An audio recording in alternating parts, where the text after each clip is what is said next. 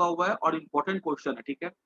Electric field versus distance, ठीक है। ये पॉइंट चार्ज के लिए याद किया जाए तो ये कैसा होता है, electric field is inversely proportional to 1/r², ठीक है, पॉइंट चार्ज के लिए। डायपोल की अगर बात की जाए तो electric field is inversely proportional to 1/r³। और लाइन चार्ज की अगर बात की जाए तो इनवर्सली प्रोपोर्शनल टू 1/r, ठीक है। तो अगर हम ड्रॉ करते हैं ना, जैसे कि पूछा गया था एक बार क्वेश्चन बोर्ड में कि draw electric field versus distance graph for point charge, ठीक है। तो पॉइंट चार्ज के लिए हम लोग कैसा ड्रॉ करते हैं, ऐसा, ठीक है, 1/, ये r² पे, ठीक है। फिर बोला गया था कि draw electric field versus distance graph for dipole. तो डायपोल की अगर हम बात करें ना, तो याद रखना है कि देखो, एक एक तुमको मैं नंबर लेके दिखा रहा हूँ, ठीक है। अगर मान लो पॉइंट चार्ज है, तो अगर हमने r को ले लिया 1, ठीक है, पॉइंट चार्ज की अगर r को लिया 1, या पॉइंट चार्ज की अगर हम लोग r को लेते हैं मान लो 2, ठीक है, ज़्यादा आसान है। r को लेंगे 2, तो पॉइंट चार्ज के लिए E हो जाएगा कुछ 1/4, और इसके लिए हो जाएगा 1/8, ठीक है। तो किसके लिए ज़्यादा आ रहा है इलेक्ट्रिक फील्ड, देखो तो पॉइंट चार्ज के लिए इलेक्ट्रिक फील्ड ज़्यादा होगा, और इसके लिए कैसा होता है, कम होता है। तो यहाँ पे अगर मैंने r को ले लिया 2, तो ये ज़्यादा आएगा, ठीक है, और ये r को लेंगे 2 तो ये कम आएगा, ऐसे आता है, ठीक है। और अगर हम लोग अ, बड़ा नंबर लेते हैं, ठीक है, इन्फिनिटी तक ही जाते हैं, तो पहले कौन 0 होगा, पह जा बहुत दूर जाके ज़्यादा 0 कौन होगा, ज़्यादा 0 होता है मतलब जल्दी 0 होगा डायपोल। ये ग्राफ कुछ ऐसा बनेगा, पॉइंट चार्ज के लिए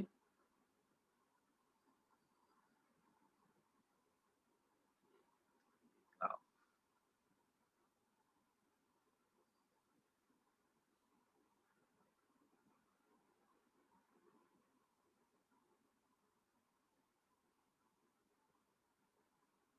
ये ऐसे जाता है। अगर r को लिया,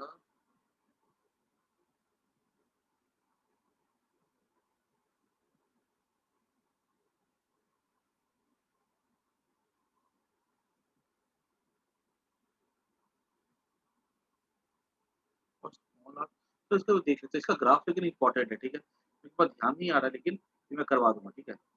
पॉइंट चार्ज के लिए भी और डायपोल के लिए। सर लाइन चार्ज के लिए सबसे आगे से होगा ना, फिर पॉइंट चार्ज, फिर हाँ, फिर वो डाइपोल। एक्चुअली क्या है, तीनों का ग्राफ ना मैं तुम लोग को एक ही डायग्राम बना करके दिखा दूँगा, ताकि वो एग्ज़ाम में अगर आ जाना तो तुम लोग कंपेयर कर सको, ठीक है। हालाँकि वो जो टॉपिक है ना पॉइंट चार्ज का, वो हमारे गॉस थ्योरम में बिल्कुल भी नहीं है, ठीक है, पॉइंट चार्ज और उसका, लेकिन वो उसका ग्राफ ड्रॉ करने के लिए बोर्ड एग्ज़ाम में आया हुआ है, तो वो ना मैं ध्यान रख के तुम लोग को नेक्स्ट क्लास में ज़रूर से करवाऊँगा, ठीक है। अभी अगर ऐसा सवाल पूछ जाए कि लाइन चार्ज में इलेक्ट्रिक फील्ड घटता है, पॉइंट चार्ज में और तेज़ी से घटता है, और डायपोल में तो वो और ज़्यादा तेज़ी से घटता है, ठीक है, ऐसा। अब हम लोग आते हैं नेक्स्ट टॉपिक में आ रहा हमारा, ठीक है, वो है electric field due to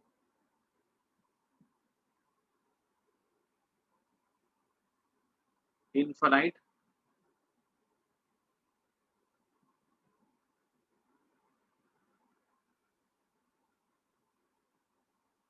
uniformly large heat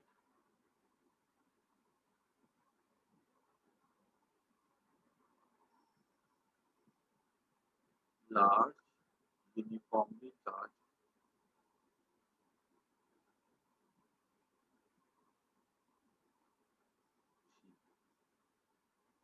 ठीक है।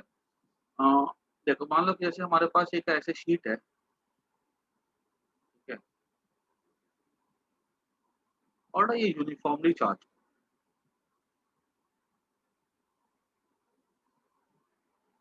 मतलब बहुत बड़ी शीट है, ठीक है? जैसे मान लो कोई बहुत बड़ी दीवार है जिसको हमने चार्ज दे दिया। चार्ज देंगे ना, जैसे हमने चार्ज दिया इसको पूरा का पूरा, ठीक है? ऐसे चार्ज दिया, तो ये क्या करता है, मान लो अगर ये यूनिफ़ॉर्मली चार्ज शीट है, तो हमने क्या किया, जैसे चार्ज मान लो मेटल की शीट है ये, हमने चार्ज दिया, चार्ज रिपेल किया और चार्ज क्या करते हैं, अपने आप को आकर के अरेंज कर लेते हैं एकदम यूनिफ़ॉर्म पैटर्न में, ताकि हर चार्ज ऐसा अरेंज करे कि हर चार्ज पे जो नेट फ़ोर्स लगे ना, वो कितना लगे, 0 लगे। सब ऐसे अरेंज कर लेते हैं। हम डालते एक साथ हैं, लेकिन अपने आप को क्या करते हैं ये, यूनिफ़ॉर्मली अरेंज कर लेते हैं। अच्छा, ये जो जैसे मान लो कैसे होता है, मान लो कोई तुम पिक्चर देखने गए, ठीक है? अभी मान लो सब खत्म हो गया, सब अच्छा हो गया, तुम पिक्चर देखने गए। अब क्या होगा, शुरू में जैसे तुम जाओगे, सब लोग इधर-उधर बिखरे होते हैं। लेकिन जैसे क्या होता है, जैसे मूवी चालू होती है, सब अपनी-अपनी जगह पे जाकर के बैठ जाते हैं, एकदम प्रॉपर यूनिफ़ॉर्म डिस्ट्रीब्यूशन को लेकर के। वैसे ही चार्ज होते हैं। शुरू में तो एक जगह ज़्यादा होंगे, लेकिन अगर मेटल की शीट है, ठीक है, कंडक्टर है, सब अपने आप को क्या करते हैं, अरेंज कर लेते हैं इस तरह, ठीक है? एकदम ऐसे पैटर्न में कि हर एक पे नेट फ़ोर्स कितना लगे, 0। अब यहाँ पे हम बात करते हैं कि हमको ना यहाँ पे मान लो कोई पॉइंट है यहाँ पे P, जहाँ पे हमको इलेक्ट्रिक फील्ड निकालना है, क्लियर? इसके लिए हमको एक डेटा दिया गया है कि इसके लिए हमको बोला गया है चार्ज डेंसिटी लैम्ब्डा कूलम्ब पर मीटर स्क्वायर।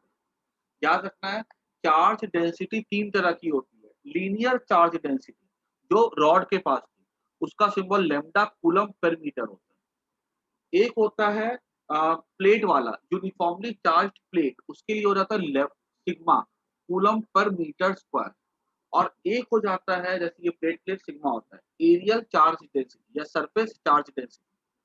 और एक हो जाता है वॉल्यूम चार्ज डेंसिटी, जैसे कि मान लो जिस पे चार्ज यूनिफॉर्मली डिस्ट्रीब्यूट होता है किसी वॉल्यूम में, जैसे कि मान लो अ, जैसे कैसे तरबूज में बीजे होते हैं, ठीक है, वैसे। और ये प्रैक्टिकल एग्जांपल अगर देखा जाए ना, वो वॉल्यूम में चार्ज डिस्ट्रीब्यूशन का, तो वो होता है क्लाउड। क्लाउड क्या होता है, जब टकराते हैं तो उनमें भी इलेक्ट्रॉन्स होता है, बहुत सारे वो चार्ज डिस्ट्रीब्यूटेड होते हैं। तो वॉल्यूम चार्ज डिस्ट्रीब्यूशन पे हम यूज करते हैं रो, कूलम पर मीटर क्यूब। ध्यान से सुनना, मीटर है, मीटर स्क्वायर है, मीटर क्यूब है ये ऐसा है। हम लोग अभी इसको फॉलो करें, ठीक है? तो सबसे पहले मुझे यहाँ पे निकालने बोला जाए इलेक्ट्रिक फील्ड, तो कैसे निकालें? अभी समझना एक चीज़ और, जैसे मैंने तुम्हें कैसे बताया था कि लाइन चार्ज अगर होती है, तो उसके लिए इलेक्ट्रिक फील्ड कैसा होता है? जैसे हमारा बॉटल साफ करने वाले ब्रश के ब्रिसल्स होते हैं, ठीक है? ऐसे। अभी जैसे बताया मैंने, ठीक है? अब इन द सेम वे अगर हमसे पूछा जाएगा यूनिफॉर्मली चार्ज प्लेट है ना, अगर इस तरह से, इसके लिए इलेक्ट्रिक फील्ड कैसा होता है? इसके लिए इलेक्ट्रिक फील्ड ऐसा होता है, ठीक है? ये ऐसा। ये ऊपर-नीचे नहीं जाता, ठीक है? ऊपर-नीचे क्यों नहीं जाता है? क्योंकि मान लो अगर हम तुमने आर्ग्यू किया, ऊपर-नीचे क्यों नहीं जाता है? तो मान लो अगर मैंने बोला कि चलो ठीक है, एक चार्ज यहाँ पे, एक चार्ज यहाँ पे, एक चार्ज यहाँ पे इलेक्ट्रिक फील्ड निकालो। तो हमने बोला कि अगर इस 2 चार्ज को मैं देखूँ, तो इसकी वजह से इलेक्ट्रिक फील्ड ऐसे जाएगा और इसकी वजह से इलेक्ट्रिक फील्ड ऐसे जाएगा। तो इसका ऊपर का कंपोनेंट और नीचे का कंपोनेंट तो कैंसल हो जाएगा, ठीक है? और इलेक्ट्रिक फील्ड ऐसे आता है, इस तरह से अलोंग एक्स एक डायरेक्शन में चला जाएगा, क्योंकि ऊपर-नीचे कंपोनेंट कैंसल हो जाएगा। तो ऐसे जितने भी चार्ज है ना, सबकी वजह से इलेक्ट्रिक फील्ड देखा जाए ना, तो हमेशा कैसा होता है, इस तरह से होता है। किस तरह से? जैसे तुम्हारा टूथब्रश होता है, ठीक है? टूथब्रश में तुमने देखिए ब्रिसल्स कैसे होते हैं, ठीक है? अगर तुम टूथब्रश को देखो, उसके ब्रिसल्स कैसे होते हैं? ऐसे होते हैं ना उसके। ठीक जैसे उसके ब्रिसल्स होते हैं, ठीक है? वैसे यहाँ पे इलेक्ट्रिक फील्ड होती है। तो एग्ज़ाम्पल याद रहेगा ना? उसका था बॉटल साफ करने वाला, इसका हमारा टूथब्रश का ब्रिसल। अब यहाँ पे हमको इलेक्ट्रिक फील्ड का डायरेक्शन तुमको मैंने समझा दिया। It is normal to the plane surface, ठीक है? Normal to the plane surface. इसका कैसा था? रेडियली आउटवर्ड था। ये 1-1 मार्क के क्वेश्चन्स आ सकते हैं, ठीक है एग्ज़ाम में। अ, हमको निकालना P पे इलेक्ट्रिक फील्ड। तो अब मैं क्या करता हूँ, जब हमको यहाँ पे इलेक्ट्रिक फील्ड निकालने के लिए हम लोग को यहाँ पे करना पड़ेगा, गॉसियन सरफेस ड्रॉ करना पड़ेगा। मैं यहाँ पे गॉसियन सरफेस ड्रॉ करता हूँ ऐसे करके।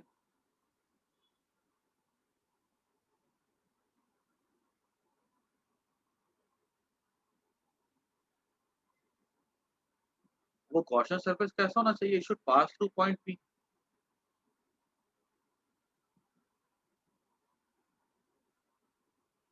ये पॉइंट पी, ठीक है। और गॉसियन सरफेस की 4 प्रॉपर्टी मैंने बताई थी। It should pass through the point P. और ये गॉसियन सरफेस हमारा कैसा है? ये बिल्कुल से आर-पार निकल करके जा रहा है, ठीक है।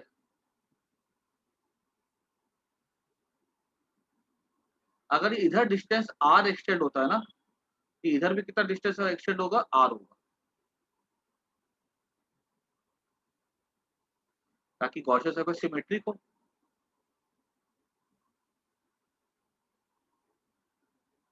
ये ऐसा ही गॉसियन सरफेस, ठीक है। हमको जिस पॉइंट पे निकालना वहां से ड्रॉ करना है, दिस इज अ सिलेंडर, ठीक है, which is going extending r on either side. और जैसे मान लो तुम एक पंचर करके आगे पीछे निकल गया।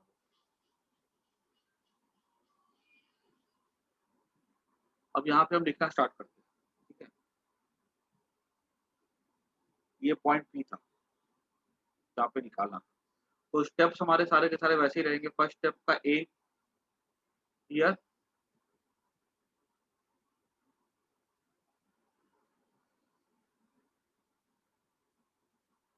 क्या देखो पहला step here, Gaussian surface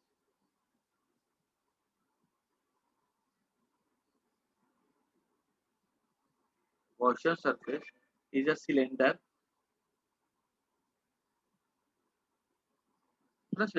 which extends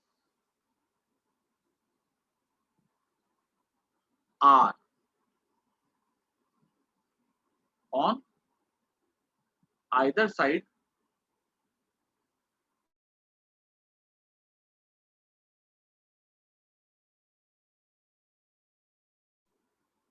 which extends R on either side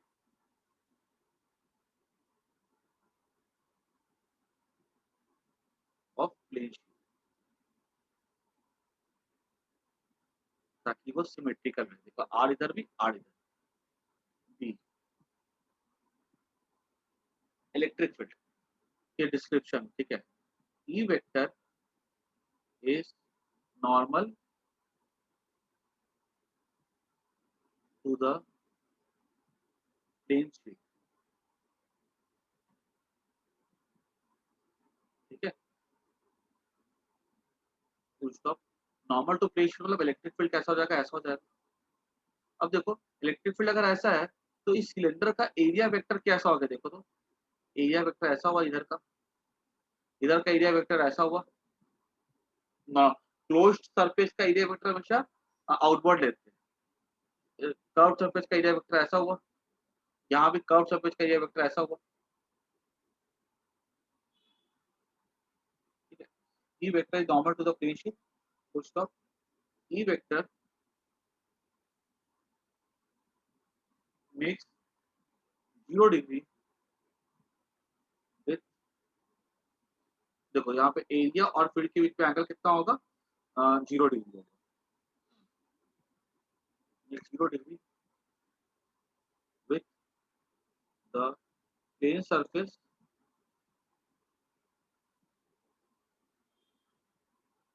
and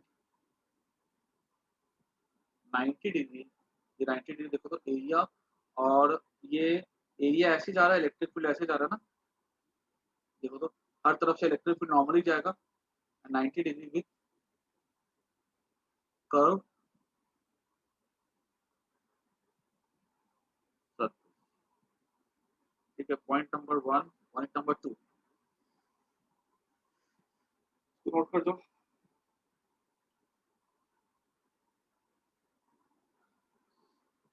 उसके बाद यहाँ पे क्या था? हम लोग को निकालना था ईडीएस, सेकेंड स्टेप था। ये इसको पार्ट 3 पार्ट में ब्रेक करेंगे। एक सिलेंडर है तो 3 पार्ट में करेंगे। E vector dot DS vector,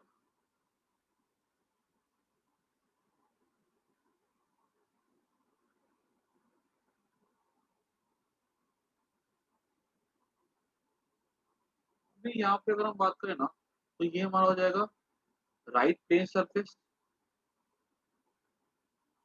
ये हो जाएगा लेफ्ट प्लेन सरफेस, ठीक है, और ये हो जाएगा ऊपर का हो जाएगा कर्व सरफेस। तो इसको मैं करूँ अगर, तो इसको मैं लिख सकता हूँ E D S right plane surface का एंगल कितना बन रहा है यहाँ पे देखो तो 0 degree, E D S cos 0 degree right plane surface plus left plane surface के साथ एंगल कितना बनेगा, E D S cos 0 degree. Electric field किधर है देखो, तो इसके लिए इलेक्ट्रिक फील्ड ऐसे जाएगी ना, और इधर वेक्टर इधर जाएगा, E D S cos 0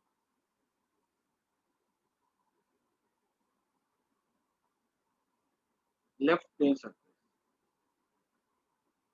plus curve surface के साथ एंगल कितना हो जाएगा, ई डी एस, यहाँ पे कितना कॉस साइन दिया जाएगा। ठीक है, कितना फटाफट नोट कर लो कि 2 स्टेप और है, आंसर आ जाएगा।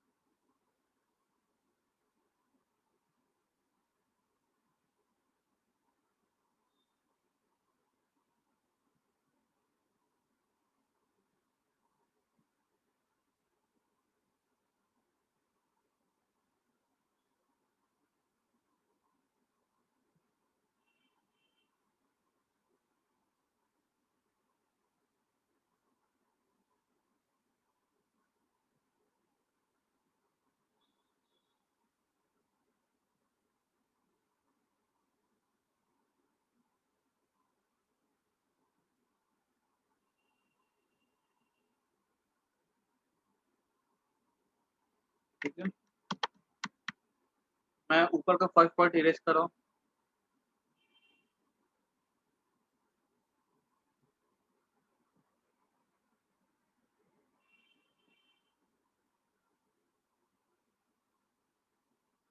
ठीक है,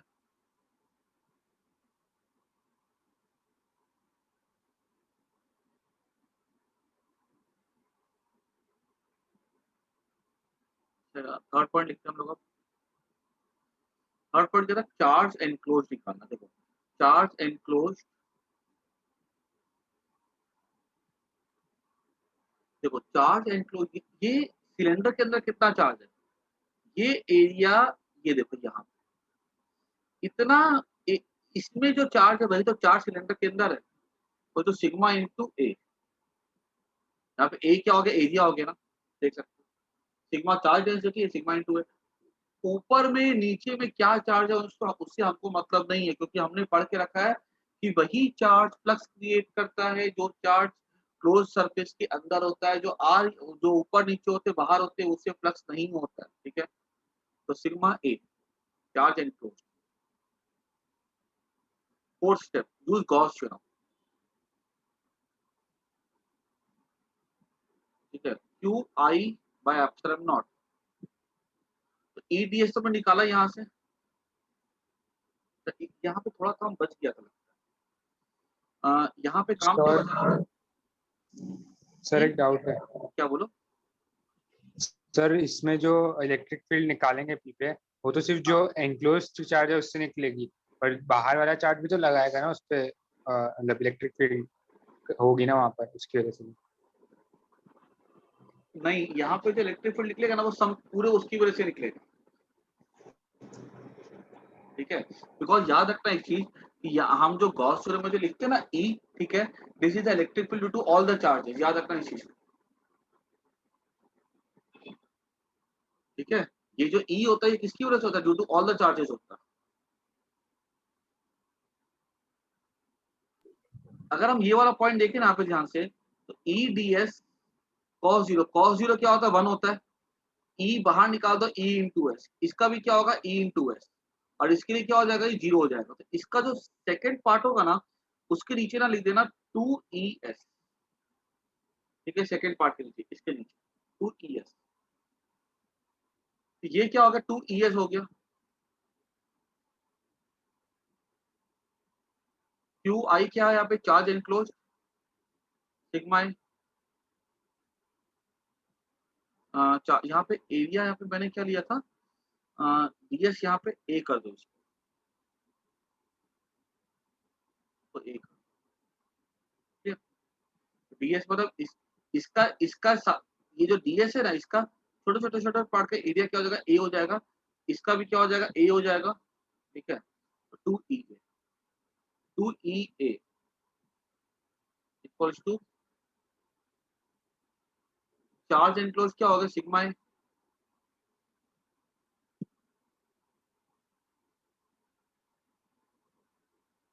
ई equals to sigma by 2 epsilon, ठीक है। और अगर तुमको डायरेक्शन देखना हो, ठीक है, तो इसको ऐसा भी लिख सकते हैं, ये खाली वैल्यू में इसको इतना रहने दो, डायरेक्शन होगा तो आके आप दिखा देंगे। This is the answer. इसको फटाफट नोट करो, फिर 2 मिनट पर डिस्कस करूंगा, उसके बाद क्लास खत्म।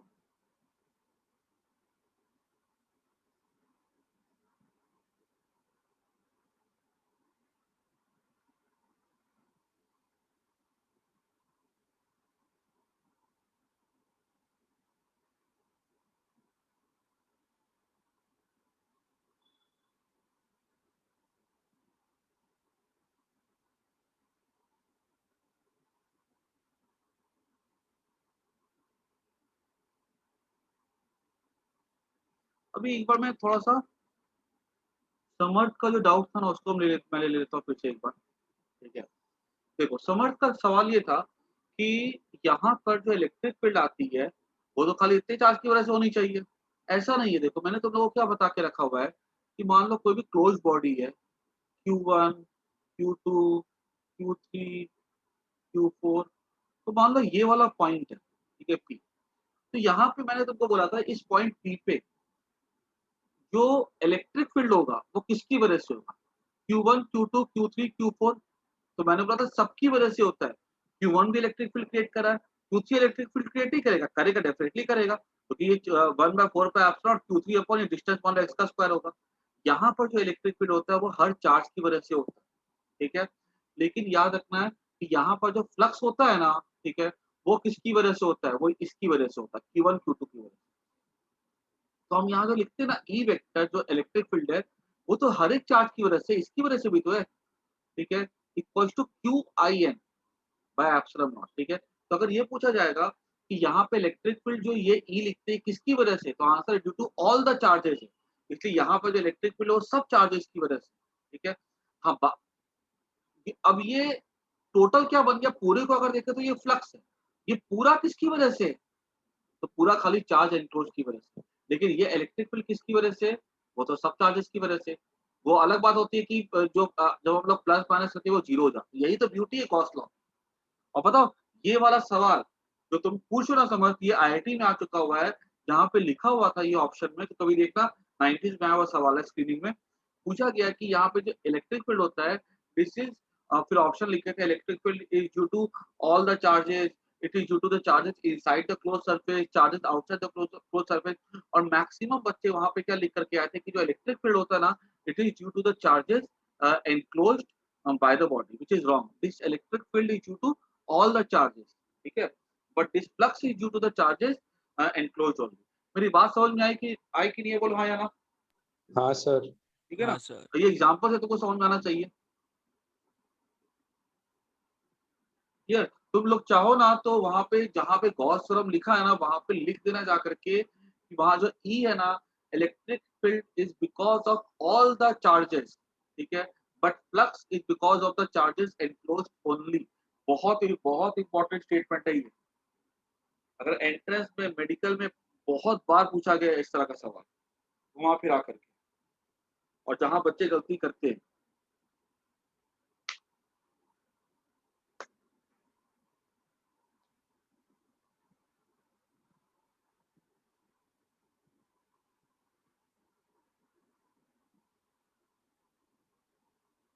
मैं बताऊँ, मैंने खाली तुम लोगों को गॉस लॉ ऑफ फ्लक्स समझाने में मैंने लगभग 2 क्लास निकाल दी ताकि तुम लोग को ना उसका बेसिक अच्छे से आए। ये सब तो पता है क्या, ये सब तो मैंने बोला था ना, 2 बार करोगे डेरिवेशन, 2 बार करो, 3 बार करो, फिर एग्ज़ाम में जाकर के उसको लिख कर के आ जाओ। इस सब में क्या है, 4 स्टेप है, 4 स्टेप तो स्टेप रट जाने हैं, ठीक है, और करना क्या है इसमें? लेकिन कंसेप्चुअल क्लैरिटी गॉस लॉ की जो शुरुआत वाले लेक्चर से ना, वही मेन कांसेप्ट कैरी करते थे। ये हो गया हमारा, ठीक है। अब देखो लास्ट पॉइंट, उसके बाद क्लास खत्म, कि ये जो इलेक्ट्रिक फील्ड होता है ना, दिस इज यूनिफॉर्म, देख सकते हो। This is equal to sigma. देखो, यहाँ पे अगर एक इम्पोर्टेंट चीज अगर हम देखें ना, तो हम यहाँ पे क्या देखते हैं कि जो इलेक्ट्रिक फील्ड होती है ना, वो आर पे डिपेंड नहीं करती है, ठीक है। अगर हम यहाँ पे 2 मीटर चले जाए, 10 मीटर चले जाए, इलेक्ट्रिक फील्ड कैसी रहेगी, कांस्टेंट रहती है, बिकॉज यहाँ पे आर आ ही नहीं रहा है, ठीक है। तो यहाँ पे हम क्या लिख सकते हैं कि यहाँ पे इम्पोर्टेंट पॉइंट ऐसा लिखा जाएगा कंक्लूजन में, इलेक्ट्रिक फील्ड इसीलिए ना does not depend on distance from plane. तुम 50 किलोमीटर दूर चले जाओ, ठीक है, इलेक्ट्रिक फील्ड कैसा रहेगा, इस प्लेट की वजह से सेम रहेगा। चाहे पॉइंट चार्ज के लिए इलेक्ट्रिक फील्ड घटता है, लेकिन इसके लिए घटता नहीं है। और देखो मैं तुमको एक चीज बताता हूँ कि इलेक्ट्रिक फील्ड मैंने जो तुमको ड्रॉ करके दिखाया था, इसके लिए तुमको मैंने ऐसे दिखाए थे, ब्रिसल्स ऐसे पैरेलल होते हैं ना, और इक्वली स्पेस्ड होते हैं। जब पैरेलल और इक्वली स्पेस्ड है तब तो यूनिफॉर्म होना ही होना है, ठीक है। और ये चीज हमको फॉर्मूले से भी दिख रही है, does not depend on distance from plate. अगर इसका ग्राफ अगर आ जाए एग्जाम में, तो इलेक्ट्रिक फील्ड और ये आर, डिस्टेंस फ्रॉम प्लेट, तो ये ऐसा यहाँ लिख देना सिग्मा बाय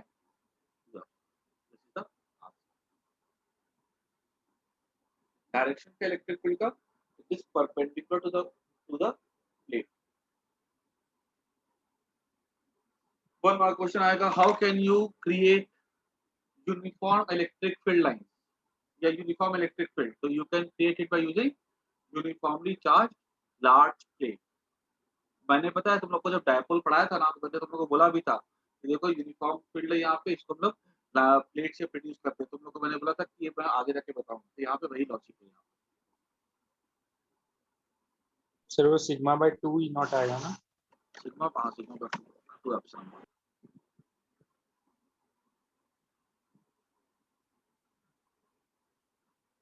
ठीक है, इसमें और कैसे सवाल आ सकते हैं, एक दो मार्क का जैसे बोर्ड में आ चुका हुआ सवाल, उसके बाद बोलेगा कि ऐसी 2 प्लेट है, ठीक है, चार्ज डेंसिटी सिग्मा है, ठीक है, और यहाँ पे प्लस है, यहाँ पे प्लस है, बताओ यहाँ पे इलेक्ट्रिक फील्ड क्या होगा? तो यहाँ पे रखेंगे तो दोनों प्लेट की वजह से इलेक्ट्रिक फील्ड इधर जाएगा ना, तो ये हो जाएगा sigma by 2 plus sigma by 2, that is sigma bye epsilon not. यहाँ पूछेगा इलेक्ट्रिक फील्ड क्या होगा, ठीक है, सिग्मा बाय एप्सिलॉन नॉट, ठीक है, दूरी कुछ भी हो, होगा तो यूनिफॉर्म। अब बीच से पूछ लेगा तो यहाँ पे सिग्मा बाय 2 एप्सिलॉन नॉट इधर होगा, इसका सिग्मा बाय 2 इधर होगा, तो ये 0 हो जाएगा ना यहाँ पे नेट पे, ठीक है, इधर में इधर जाएगा, ठीक है, इधर में 0, इधर में, ठीक है। यहाँ पे मान लो अगर ऐसे करके प्लेट हो, कंडक्टिंग प्लेट हो ऐसे करके, ठीक है, और ऐसे इसको यूनिट चार्ज दे दिया गया, ठीक है।